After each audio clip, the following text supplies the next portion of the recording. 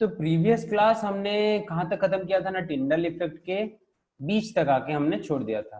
तो आज हम टिंडल इफेक्ट को डिस्कस करेंगे। इसके बारे में कुछ ज्यादा नहीं पढ़ना है हमें। टिंडल इफेक्ट पढ़ना है क्या ना, टिंडल कोन कैसे बनता है। इस चारों तरफ जो ये बना है इसको हम बोलते हैं टिंडल कोन, जो कि लेंस से लाइट को लेके किसी भी कॉलर के ऊपर कॉन्सेंट्रेट करवाता है। ओके, और यहाँ पर ये जो लाइट का स्कैटरिंग ऑब्जर्व हुआ, इसी इफेक्ट को हम लोग बोलते हैं टिंडल इफेक्ट।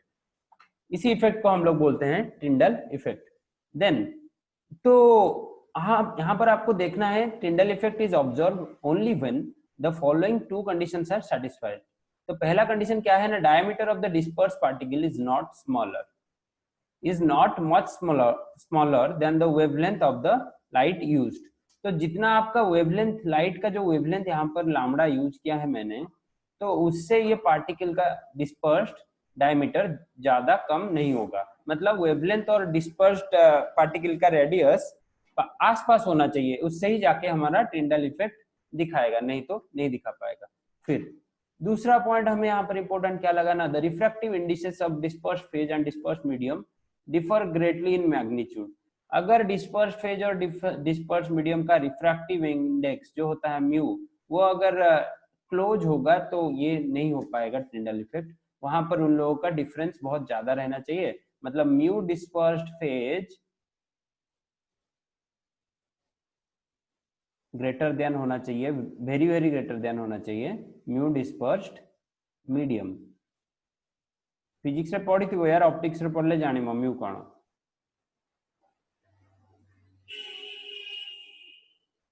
ऑप्टिक्स में जब हम पढ़ेंगे म्यू के बारे में फिजिक्स में, तो तब हमें इसके बारे में ज्यादा कुछ पता चलेगा।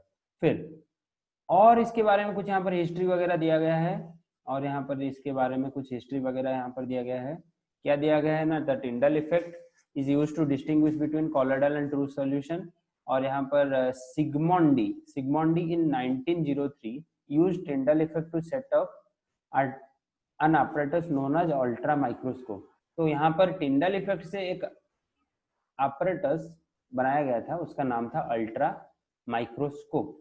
अल्ट्रा माइक्रोस्कोप नाम का एक apparatus बनाया गया था। आज मेरा वॉइस थोड़ा डल है क्योंकि ना मतलब 3-4 क्लास ले चुका हूँ अभी, तो थोड़ा एडजस्ट कर लो आज। ओके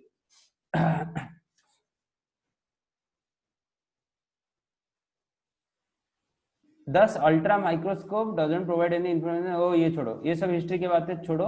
टिंडल इफेक्ट का मेन आपको ये दोनों पॉइंट याद रखना है, और टिंडल इफेक्ट क्या होता है और इसका जो एक्सपेरिमेंटल सेटअप, इसको आपको अपने कॉपी में बनाना है। इस जो एक्सपेरिमेंटल सेटअप को अपने कॉपी में बनाना है। और टिंडल इफेक्ट क्या होता है, टिंडल कोन क्या होता है, और ऑब्जर्वेशन यहाँ पर आपने क्या देखा, इतना ही याद रखिए। उससे ज्यादा कुछ टिंडल इफेक्ट के बारे में नहीं आता है। ओके, बहुत बढ़िया। तो अब हम आगे चलते हैं। कॉलर की तरफ। जो कॉलर होता है ना, वो वेवलेंथ के ऊपर डिपेंड करता है। हम जो कॉलर देखते हैं, आपको ये तो पता है, हम जो कॉलर देखते हैं वो क्या होता है। हम जो कॉलर देखते हैं वो एक रिफ्रैक्टेड थिंग होता है, ना कि एक रियल थिंग। तो जब वो एक रिफ्रैक्टेड थिंग होता है अपना कॉलर, तो द कॉलर वी सी, हम लोग जो कॉलर देखते हैं वो एक रिफ्रैक्टेड होता है। मैंने आज ब्लैक शर्ट पहना है, मैंने आज ब्लैक शर्ट पहना है, तो मेरे शर्ट का कलर ब्लैक नहीं है। मेरे शर्ट में जो लाइट आके आपके आईज में रिफ्रैक्ट हो रहा है, वो आपको दिखा रहा है ब्लैक कलर, समझ रहे हो। और ये एक होता है कलर व्हील, होता है मुनसेन कलर व्हील। यहाँ पर ऐसे कुछ होता है, येलो, ऑरेंज, वायोलेट, ब्लू। यहाँ पर रेड के साथ और कुछ ऐसे मैच किया जाता है, रेड के साथ ग्रीन, ऐसा कुछ होता है। ओके, तो अगर आप रेड कलर का ड्रेस पहने हो, तो मेरे आईज में वो रिफ्रैक्ट होके कौन सा कलर आएगा, ग्रीन कलर आएगा। ओके, विजिबल रीजन में, अदर कोई रीजन में ये मुनसेट कलर व्हील काम नहीं करता। तो इसी तरह यहाँ पर भी क्या होता है ना, वेवलेंथ से सब काम होता है। आपको पता है विजिबल रेंज का वेवलेंथ है 400 नैनोमीटर से लेकर 700 नैनोमीटर तक। तो यहाँ पर आपको देखिए क्या बताया जा रहा है, the colour of the colloidal solution depends upon the wavelength of light scattered by the dispersed particle, and the wavelength of light further depends upon the nature further depends upon the nature and the size of the particle. यहाँ पर ये वाला line आप collar के under जरूर लिखिए, अभी collar के अंडर ये वाला लाइन जरूर लिखिए। उसके बाद देखते हैं ब्राउनियन मूवमेंट क्या होता है। वही रिलेटेड है अल्ट्रा माइक्रोस्कोप से। अल्ट्रा माइक्रोस्कोप किसने बनाया? सिगमंडी ने 1903 में। उसके बाद उसी अल्ट्रा माइक्रोस्कोप से रॉबर्ट ब्राउन जो कि एक बॉटनिस्ट थे, रॉबर्ट ब्राउन जो कि एक बॉटनिस्ट थे, बॉटनिस्ट मतलब समझ रहे हो ना, जो बॉटनी के ऊपर हायर पढ़ाई करता है उसको बोलते हैं बॉटनिस्ट, जो कि बॉटनिस्ट थे।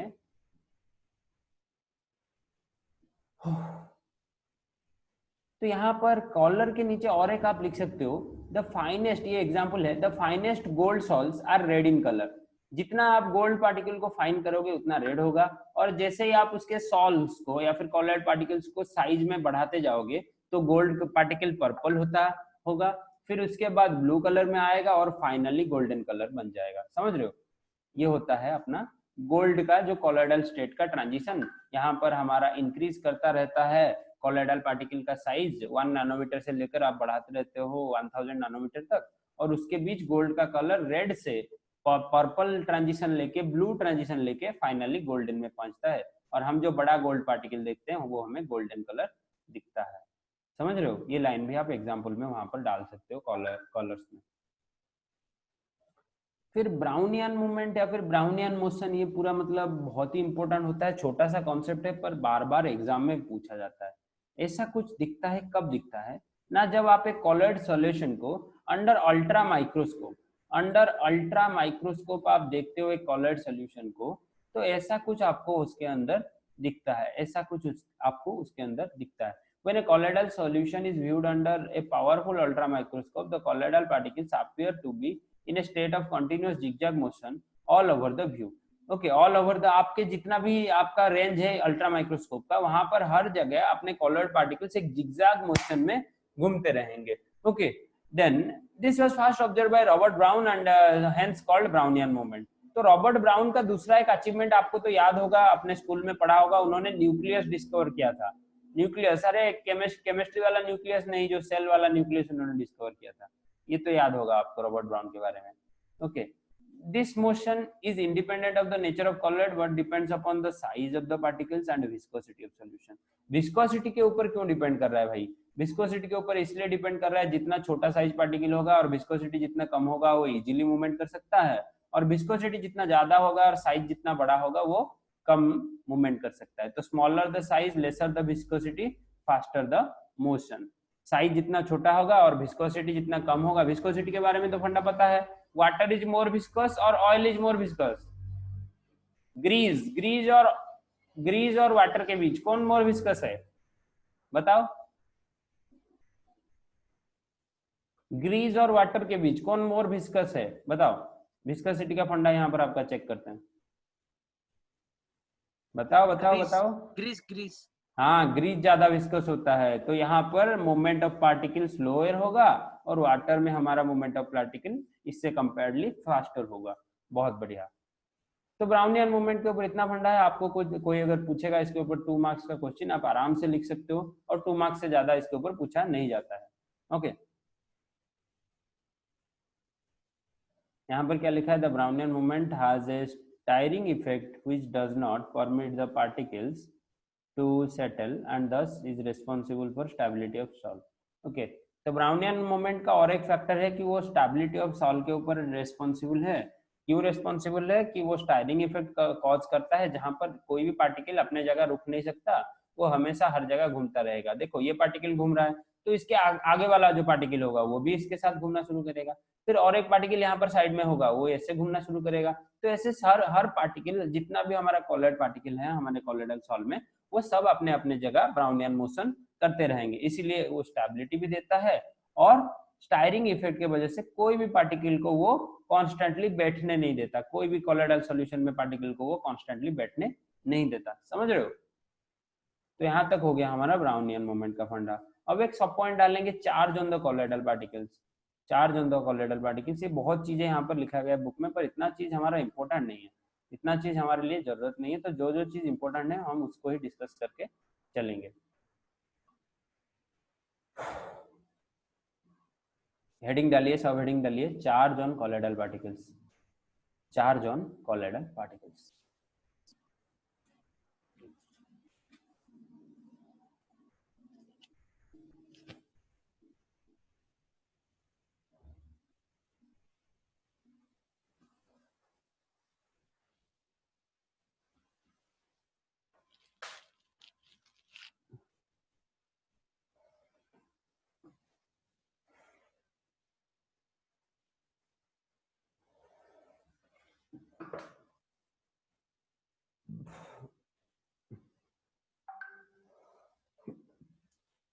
तो आपको पता है कि colloidal particles always carry an electrical charge.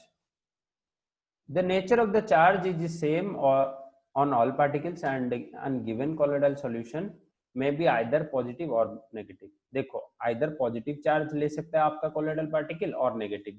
Both positive और negative एक साथ नहीं हो सकते, both positive और negative एक साथ नहीं हो सकते, because आगे हो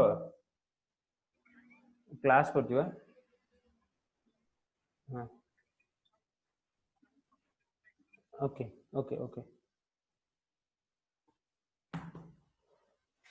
देखो बोथ पॉजिटिव और नेगेटिव अगर एक ही सॉल्व में आप डाल दोगे तो वहां पर केमिकल रिएक्शन बन जाएगा, कुछ केमिकल रिएक्शन बन के कुछ नया प्रोडक्ट बन जाएगा, इसलिए हम एक टाइप का चार्ज एक सॉल्व में लेंगे। तो जैसे कि आपको यहाँ पर ये टेबल के ऊपर पूरा फोकस करना है, पॉजिटिवली चार्ज सॉल्व क्या होते हैं और नेगेटिवली चार्ज सॉल्व क्या होते हैं। तो पॉजिटिवली चार्ज की तरफ हम अगर जाएंगे तो हाइड्रेटेड मेटेलिक ऑक्साइड जैसे कि Al2O3 और Al2O3 X वाटर, ये कौन सा पार्टिकल है याद करो। फिर यहाँ पर CrO3 XH2O, यह है वाटर ऑफ क्रिस्टलाइजेशन ना, ये जो XH2O लिखा गया है इसको हम बोलते हैं वाटर ऑफ क्रिस्टलाइजेशन। हमारा जो ऑक्साइड्स होते हैं मेटल ऑक्साइड्स, उनको एक बड़े क्रिस्टल में पकड़ के रखने के लिए हमें चाहिए वाटर ऑफ क्रिस्टलाइजेशन। और इसके डिफरेंट वैल्यू, ये एक्स के वैल्यू के बेसिस पर इन लोगों का नाम दिया जाता है, वाटर ऑफ क्रिस्टलाइजेशन। ओके और यहाँ पर पॉजिटिवली चार्ज में है हीमोग्लोबिन, अपने ब्लड में होता है जहाँ पर आयरन रिस्पॉन्सिबल होता है पॉजिटिव चार्ज के लिए। हीमोग्लोबिन में कौन पॉजिटिव चार्ज के लिए रिस्पॉन्सिबल होता है? Iron, ferrous and ferric both. Then oxides TiO2 salt, okay ये भी पॉजिटिव है। और then basic dyes stops such as methylene blue, methylene और मिथाइल ऑरेंज, ये सब सोल्यूशन क्या है? पॉजिटिव चार्ज है। ओके पॉजिटिव चार्ज सॉल्व है। फिर नेगेटिव के तरफ हम आते हैं, यहाँ पर metals such as copper, silver, gold salts and metallic sulphide such as As2S3, Sb2S3, CdS salts. Okay, then acidic stuffs, acidic dyestuffs, using Congo red salts and solution of clay, starch, gum, charcoal etcetera वगैरह वगैरह। Example है, पूरा theory मतलब मुझे भी अच्छा नहीं लग रहा है ये सब पढ़ाने के लिए। इसके बाद एक प्रैक्टिकल टॉपिक शुरू करेंगे और मैं सोच रहा हूँ कि ऑर्गेनिक शुरू करते तो अच्छा होता, देखते हैं।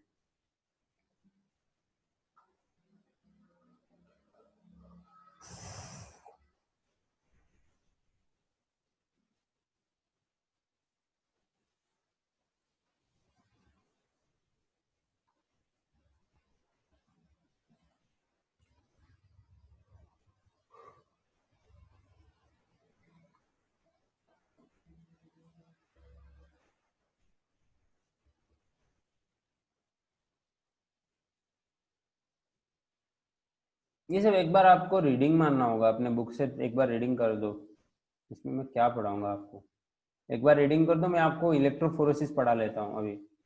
इलेक्ट्रोफोरेसिस के बारे में हम देखते हैं। ये जो मतलब चार्ज ऑन मेटल सॉल्ट्स, उसको एक बार आप रीडिंग कर दो। अभी देखो इलेक्ट्रोफोरेसिस, इलेक्ट्रोफोरेसिस नाम से ही कुछ समझ आ रहा है कि करंट से लेके कुछ एक्सपेरिमेंट होगा। तो ये जो एक कॉलोइडल पार्टिकल के ऊपर चार्ज है या नहीं है, ये किस एक्सपेरिमेंट से पता चला? कि इलेक्ट्रोफोरेसिस से। जब हम दो कैथोड और एनोड एक दोनों तरफ लगा दिए तो पॉजिटिव चार्ज पार्टिकल कहाँ जाएगा? मूव्स टुवर्ड कैथोड, जो कि नेगेटिव चार्ज होगा, व्हाइल एनोड की तरफ जाएगा नेगेटिव चार्ज पार्टिकल्स। तो इससे पता चला कि हमारे कॉलोइड्स में पॉजिटिव चार्ज पार्टिकल्स भी हो सकते हैं और नेगेटिव चार्ज पार्टिकल्स भी हो सकते हैं। और आटे पर्टिकुलर सॉल्व, अगर आप एक पर्टिकुलर सॉल्व लोगे, वहां पर आप इलेक्ट्रोफोरेसिस करोगे,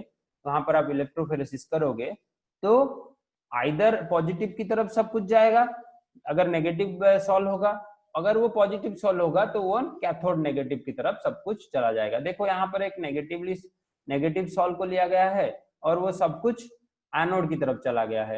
यहाँ पर एक नेगेटिव सॉल्व लिया गया है, वो सब कुछ एनोड की तरफ चला गया है, यहाँ पर देखिए। ओके, तो एक छोटा सा लाइन लिखिए, इलेक्ट्रोऑस्मोसिस क्या होता है। when electrophoresis is such that movement of particle is prevented by suitable means, it is observed that the dispersion medium begins to move in an electric field. जब अपना डिस्पर्सन मीडियम मूव करना शुरू करता है तब हम उसको बोलते हैं इलेक्ट्रोऑस्मोसिस, तब हम उसको बोलते हैं इलेक्ट्रोऑस्मोसिस।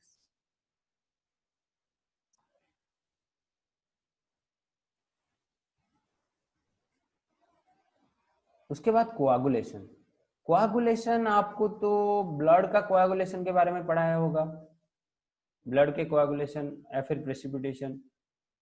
तो कोआगुलेशन क्या होता है और प्रेसिपिटेशन क्या होता है। कोआगुलेशन होता है दो सिमिलर टाइप के कॉलॉइड मिल जाना अपने अंदर, और प्रेसिपिटेशन क्या होता है ना, एक डिस्पर्स फेज से, एक डिस्पर्स मीडियम से अपना जो डिस्पर्स फेज है वो बाहर निकल जाना, किसी भी केमिकल मीन्स में हो या फिर फिजिकल मीन्स में हो।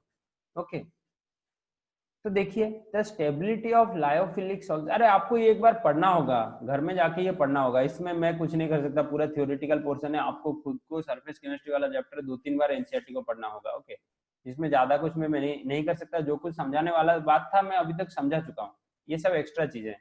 Okay, the stability of lyophobic salts is due to the presence of charge on colloid particles. If somehow the charge is removed, the particles will come nearer to each other, aggregate or coagulate, settle down in the gravity. तो the process of, ये वाला देखो, ये वाला point को लिखो, the process of settling of coagulated colloidal particle is called coagulation or precipitation of the salt.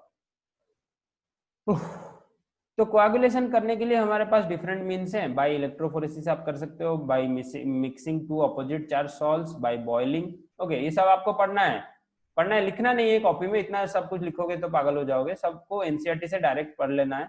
Okay, by persistent dialysis, by addition of electrolyte, सबको पढ़ो। उसके बाद हम पढ़ेंगे हार्डी-स्लूज रूल, ये बहुत ही इंपॉर्टेंट है, हार्डी-स्लूज रूल ये बहुत ही इंपॉर्टेंट है। ये यहाँ तक आपको खुद से करना है, और यहाँ से आप अभी लिखिए, यहाँ से अभी लिखिए, ये वाला पॉइंट लिखिए अभी मेरे साथ। Generally the valency, generally greater the valency of the flow, क्या, हाँ, फोक्यूलेटिंग आयन। फोक्यूलेटिंग मतलब जो आयन जा रहा है कोआगुलेट होने के लिए। ओके, जो आयन कोआगुलेट या फिर प्रेसिपिटेट होने के लिए जा रहा है। The greater the valency of flocculating ion, the greater is the power to cause precipitation. Greater is the power to cause precipitation. Okay, this is known as Hardy-Sluze rule. So coagulation of a negative salt, focculating power is in the order of, तो aluminium +3 जहां पर ज्यादा charge होगा वहां पर coagulation easily होगा या फिर precipitation easily होगा। फिर similarly the coagulation of positive salts, the focculating power in order of 10 to the -4 charge देखोगे। फिर चार्ज जिसका ज्यादा होगा, नेगेटिव हो या पॉजिटिव हो, चार्ज जिसका ज्यादा होगा वो इजीली कोआगुलेट या फिर प्रेसिपिटेट करेगा, और चार्ज जिसका कम होगा वो लेटली कोआगुलेट या फिर प्रेसिपिटेट करेगा। यही हमें बताता है हार्डी-स्लूज रूल।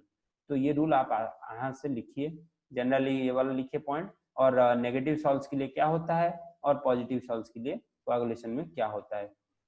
फोक्यूलेटिंग पावर मतलब समझ रहे हो, वो खुद को प्रेसिपिटेट या फिर कोआगुलेट करने के पावर को हम बोलते हैं फ्लोक्यूलेटिंग पावर।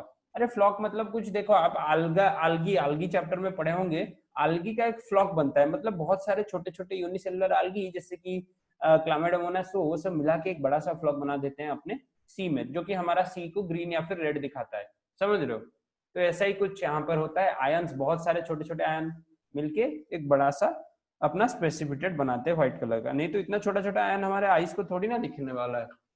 ओके, तो ये वाला रूल लिखिए, और मिनिमम, ओके ये सब छोड़ दीजिए, आप यहाँ तक लिखिए। Okay, the smaller the higher the coagulating power of the ion. तो जितना कम अमाउंट का हमारा ये रहेगा, आयन रहेगा, नेगेटिव आयन हो फिर या फिर पॉजिटिव आयन हो, उसका उतना ही ज्यादा होगा कोएगुलेटिंग पावर। तो पहला पॉइंट है चार्ज के ऊपर डिपेंड करता है कोएगुलेटिंग पावर या फिर फ्लोक्युलेटिंग पावर, और दूसरा पॉइंट है नंबर ऑफ आयंस के ऊपर डिपेंड करता है। तो चार्ज जिसका ज्यादा होगा वो ज्यादा कोएगुलेट करवाएगा या फिर प्रेसिपिटेट करवाएगा, और नंबर ऑफ आयंस जिसके कम होंगे वो ज्यादा कोआगुलेट या फिर प्रेसिपिटेट करवाएंगे। ओके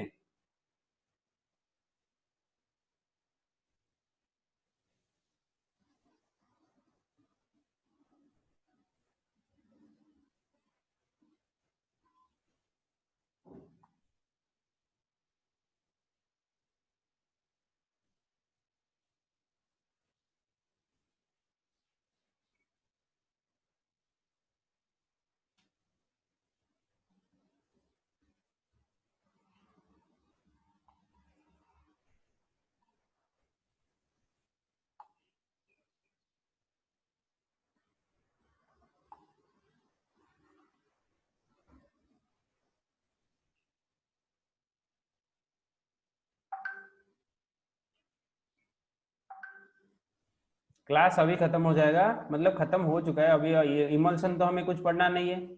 ओके इमल्सन के बारे में तो हमें कुछ पढ़ना नहीं है। हार्डिस लूज रूल अच्छे से लिखो, ये बार बार आता है, और ये दोनों पॉइंट हमें देखना है। यहीं पर क्लास खत्म हो जाएगा, उसके बाद रुकोगे, क्वेश्चन आंसर डिस्कशन करना है मेरे साथ आप लोगों को। पूरा चैप्टर का क्वेश्चन आंसर कैसे क्या कुछ लिखना है मैं बता दूंगा, और किसके बाद कौन सा नहीं है हमारे सिलेबस में वो भी बता दूंगा। और आप भी जान सकते हो, सिलेबस मैंने तो आपको भेज दिया है, वहां से आप जान सकते हो आसानी से। तो कोआगुलेशन ऑफ लायोफिलिक सॉल्ट्स, तो लायोफिलिक सॉल्ट्स क्या होते हैं ना, वाटर लविंग चीजें होते हैं, वाटर लविंग सॉल्ट्स होते हैं, वो जो कोलोइडल पार्टिकल होते हैं वाटर लविंग होते हैं।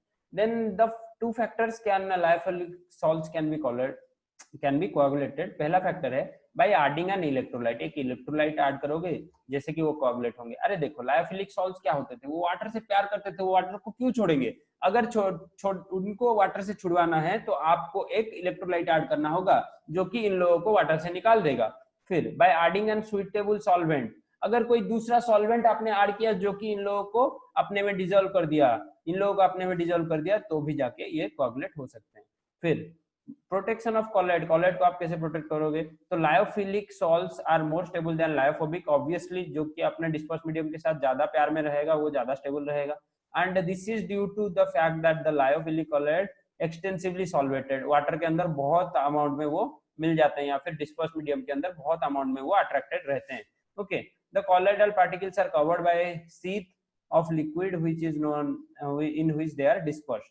Then the ये सब पढ़ लेना एक बार भाई थ्योरी, मुझे इतना मतलब मत करवाओ मेहनत, इतना मेहनत मत करवाओ, खुद पढ़ लेना, ये वाला पार्ट थ्योरी सब है।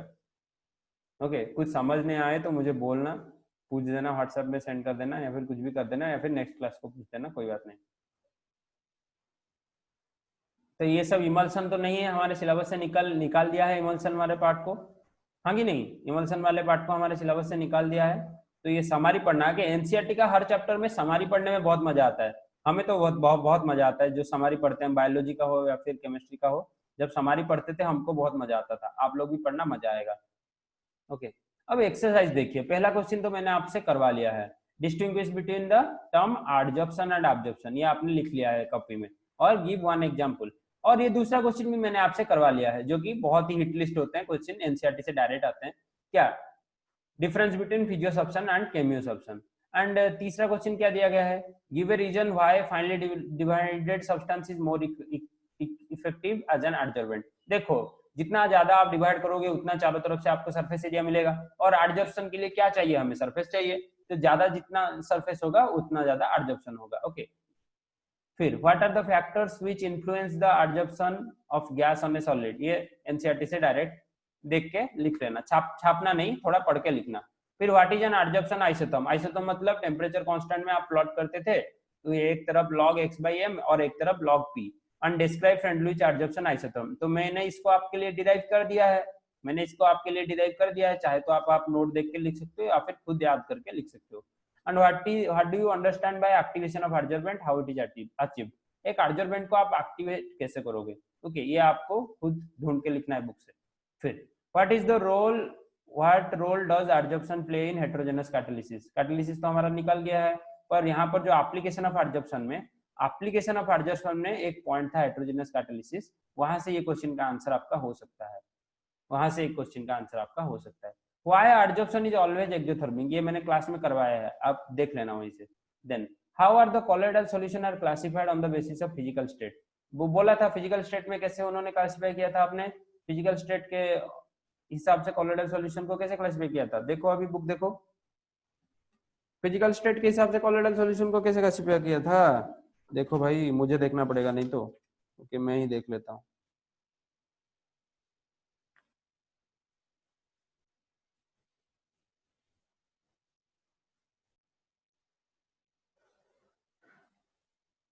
तो फिजिकल स्टेट से हमने डिस्पर्स मीडियम और डिस्पर्सन मीडियम को लेके हमने 9 टाइप में क्लासिफाई किया था, 8 टाइप में, solid solid solid liquid solid gas, ये सब आपको जो टेबल करवाया था उसको यहाँ पर लिखना है। Then discuss the effect of pressure and temperature on the absorption of gas, ये लिखा गया है अपने बुक में।